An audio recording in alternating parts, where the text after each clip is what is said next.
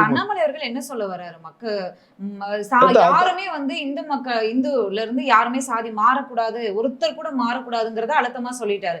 இந்த Iran Israel போற இங்க கொண்டு வந்து பேச வேண்டிய அவசியமே இல்லை. பொங்கி எழுங்க. அது ஒரு கடவுளுக்கான ஒரு மாநாடுன்னு சொல்லிட்டு அதை வந்து ஒரு இந்து மக்களை உணர்ச்சியை தூண்டி அதனூடாக ஒரு அரசியல் ஆதாயம் தேடுவதற்கான ஒரு பேச்சை தான் திரு அண்ணாமலை அவர்கள் பேசியிருக்கிறார். இது உண்மையிலே ஒரு வன்மையான கண்டனத்துக்குரியது. ஏன்னா உலகத்தில் எந்த நாட்டுக்கும் இல்லாத ஒரு பெருமை இந்தியா ஒரு பன்முகத்தன்மை கொண்ட அனைத்து மொழி வழி கிட்டத்தட்ட 376க்கும் மேற்பட்ட சாதிகளை கொண்ட ஒரு நாடு.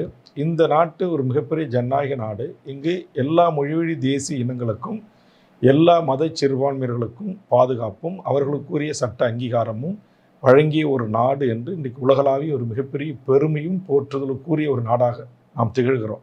அதை இன்னைக்கு ஒட்டச்சி சுக்குநூறு ஆக்குவது போல்தான் இன்றைக்கு திரு அண்ணாமலை அவர்கள் பேசியிருக்கிறார். நீங்கள் சொன்ன இதர நாடுகளை ஒப்பிட்டு முஸ்லீம்கள் எண்ணிக்கையில் அதிகமாக இருக்கிறார்கள், கிறிஸ்தவர்கள் எண்ணிக்கையில் அதிகமாக கொண்டிருக்கிறார்கள், இந்துக்களே உங்களுக்கு ஆபத்து இருக்கிறது, இப்படியே ஒவ்வொரு இஸ்லாமியர்களும் 3, 4, 5 கணக்கு வழக்கு இல்லாமல் குழந்தைகளை பெற்றுக்கலாம், அதுக்கெல்லாம் எந்த தடையும் இல்லை, இப்படி என்று இந்து மக்களை ஒரு உணர்வெழுச்சியின்பால் ஒரு அணிதிரட்டுகின்ற ஒரு முயற்சியில் இறங்கியிருக்கிறார்கள். இது நான் சொன்னது மாதிரி இந்தியாவுடைய இறையாண்மைக்கும் பன்முகத்தன்மைக்கும் ஜனநாயக மாண்புகளுக்கும் மதச்சார்பின்மைக்கும் ஒரு மிகப்பெரிய வேட்டு வைக்கிற மிகப்பெரிய ஆபத்தை உருவாக்கக்கூடிய ஒரு பேச்சு. இதை இன்னும் சொல்ல போனால் ஒரு அரசியல் கட்சி அல்லது ஒரு அமைப்பு கடவுளை யார் வேணுமாலும் போய் வழிபடலாம், எல்லாருக்கும் அந்த உரிமைகள் இருக்குது.